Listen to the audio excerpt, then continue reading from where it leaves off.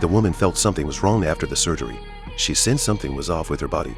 The doctor noticed the woman had resistance in her mind and reassured her that this was a normal post-surgery reaction, telling her to go home, take a hot bath, and get a good night's sleep for recovery. On the way home, the woman still felt unwell, and after taking the bath, she sat her down to think carefully. She was convinced she had been assaulted by the doctor, so she drove straight to another hospital and asked the doctors there to conduct a thorough examination. When the results came back, it was clear that the woman had indeed experienced such an act, but strangely, there were no signs of violence on her body. Afterwards, the woman took the diagnosis report and went to the police to file a report. The police began asking her about the events, and she tried hard to recall what happened the previous day. That day, she accidentally injured her hand, so she quickly went to the hospital. At the time, the doctor approached her and offered to help dress the wound, but after the bandaging, she remembered nothing. However, the two police officers, after hearing her story, didn't believe her account was true because in the eyes of the locals,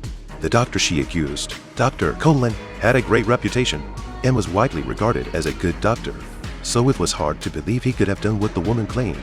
The woman, seeing the police didn't believe her, felt helpless. However, the police, still bound by duty, went to the hospital to inquire with Dr. Colin. When the police explained the reason for their visit, Dr. Colin looked shocked, saying this was the first time in his many years of work that he encountered such a situation. To cooperate with the police investigation, Dr. Colin then explained the events of that night in detail. It turned out that night, he was treating an injured patient when Anna suddenly rushed in, demanding that the doctor treat her first. Speaking loudly, the doctor, worried about delaying treatment for other patients, had no choice but to take Anna into the operating room. Anna was extremely nervous in the operating room, so the doctor decided to calm her down first. Who could have guessed that later he would be accused of such a thing by Anna? The police asked Dr. Colin to provide a DNA sample, and Dr. Colin said there were still patients waiting to be treated, so he requested the police to come back later. The police then asked the hospital nurses, and the nurses confirmed the doctor's story, and they learned it from Anna's colleagues the reason for her visit to the hospital,